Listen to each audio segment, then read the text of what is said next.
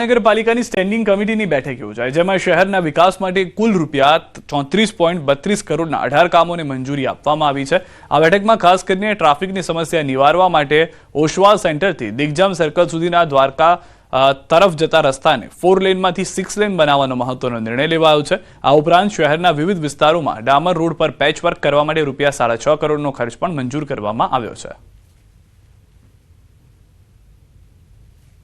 જે પેચવર્કના ખર્ચ છે તેના 6 કરોડ અને 49 લાખનો ખર્ચની વિકાસ કાર્યના એજન્ડાને બહાલી આપવામાં આવેલ છે। આ ઉપરાંત જામનગરમાં ઓસવાળ સેન્ટરથી લઈ અને દિગ્જામ સર્કલ સુધીનો જે હયાત અત્યારે જે 4 લેન છે તેમાં ટ્રાફિકની સમસ્યા હોવાના હિસાબે એ રોડ છે તેને 4 લેનમાંથી 6 લેન કરવાના કાર્યને બહાલી આપવામાં આવેલ છે। છોટાઉદેપુરના નસવાડી તાલુકાના ડુંગર વિસ્તારમાં પાણીની સમસ્યાએ માજા મૂકી છે। સ્મશાનમાં અગ્નિ સંસ્કાર બાદ સ્નાન માટે પાણીની કોઈ સુવિધા નથી। સ્મશાન નજીક જ ખાડો ખોદી પાણી મેળવવા લોકો મજબૂર બન્યા છે। આમ પણ આ વિસ્તારમાં લોકોને પીવાનું પાણી મેળવવા માટે 1 કિલોમીટર દૂર જવું પડે છે।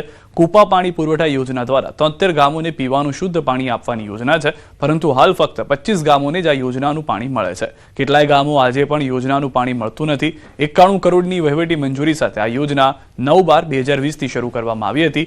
યોજના પૂર્ણ કરવાની સમય 24 માસની મર્યાદા હતી। કેટલાક ગામોનું પીવાનું પાણી મળતું નથી। ભર શિયાળાના સમયે પીવાના પાણીની સમસ્યા છે, તો ઉનાળાના સમયમાં શું હાલત થતી હશે?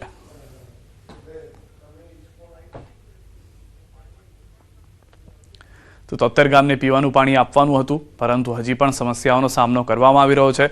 5 વર્ષ છતાં 25 ગામને જ પાણી મળી રહ્યું છે। 73માંથી 25 ગામને મળવું એટલે કે 25%થી પણ વધુ ગામોને પાણી પહોંચાડવાની જે વાત છે તે અત્યાર પૂરતી જોવા મળી રહી છે, પરંતુ એની સામે જે 73 ગામ જે 100% કામ થવું જોઈતું હતું તે પૂર્ણ થતું જોવા નથી મળી રહ્યું। એક તો પીવાનું પાણી નથી, એક તમારો જ્યારે બારમો થાય તે પહેલાં પાણી વાપરવાનું નથી, અને અમારો અત્યારમાં 1 કિલોમીટરથી દૂર પાણી લાવવું જવા પડે।